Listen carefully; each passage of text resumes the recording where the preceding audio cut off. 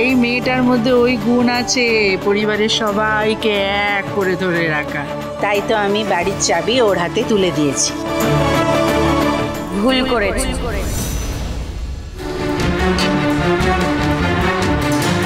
যে চাবি আগলে রাখতে জানে না, চাবি হাতছাড়া করে দেয়, তাকে তো চাবি না দেওয়াই ভালো।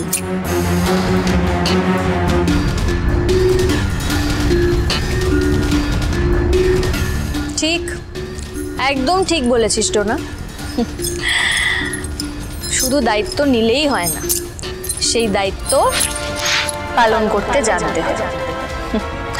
আর সত্যি তো, পিসি ঠাম্মি আমাকে ভরসা করে যে দায়িত্ব দিয়েছেন সেটা আমার কাছে গুরু দায়িত্বই বটে। ভাগ্যিস তুমি বুঝতে পেরেছো। ও মা, বুঝবো না?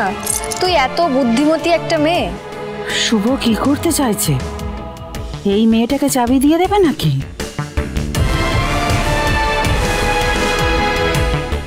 এই সংসারে আমার মাথার উপরে ঠাম্মি আছেন, মা আছেন, তারা এই বাড়ির গিন্নি।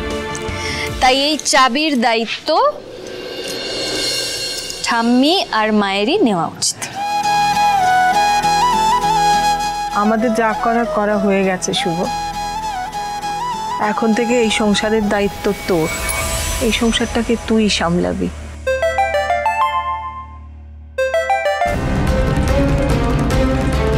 হ্যাঁ স্বপ্না, বল। শুভদি, তুমি কি একবার এক্ষুনি হসপিটালে আসতে পারবে? এখনই? কেন, কিছু হয়েছে? দাদার অ্যাক্সিডেন্টটা আসলে অ্যাক্সিডেন্ট নয়।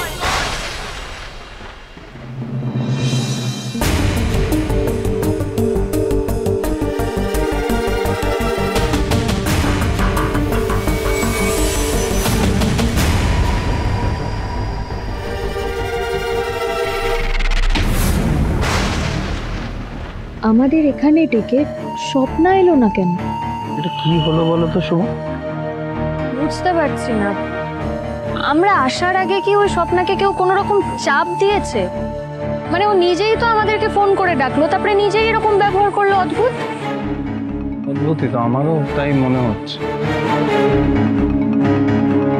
আমার কাছে না ব্যাপারটা ঠিক পরিষ্কার হচ্ছে না। মানে স্বপনদার অ্যাক্সিডেন্টটা কি কোনোভাবে স্বাভাবিক অ্যাক্সিডেন্ট নয়? মানে ও তো মোহনার খবরই নিচ্ছিল, তাহলে কেউ কি প্ল্যান করে এটা করলো? ও এখানে এত দূরে এসে আবার সেই মোহনার ঘটনায় ফেসে থাকতে হবে আমাদের? আর কোনো উপায় নেই আদি, কারণ আমার জন্যই স্বপনদা খবর নিচ্ছিল এবং সেইটা করতে গিয়ে ওর এইভাবে অ্যাক্সিডেন্ট হয়েছে আর এখন মানুষটা কোমায় চলে গেছে। এই রহস্য উদ্ঘাটন না করে আমি কোথাও যাব না। আমি এর শেষ দেখে ছাড়বো, যে করেই হোক। বুঝতে পারছি শুভ, কিন্তু একটা কথা সবসময় মাথায় রেখো যে আমি সবসময় তোমার পাশে আছি, যাই হয়ে যাক না। আর আমার কথা দাও, তুমি যাই করবে আমাকে জানিয়ে করবে। শুভ প্রেগনেন্ট না।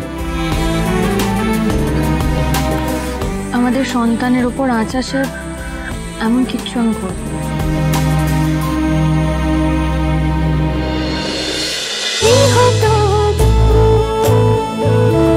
গৃহপ্রবেশ সোম থেকে রবি রাত 10টায় স্টার জলসায় ও জিও হটস্টারে।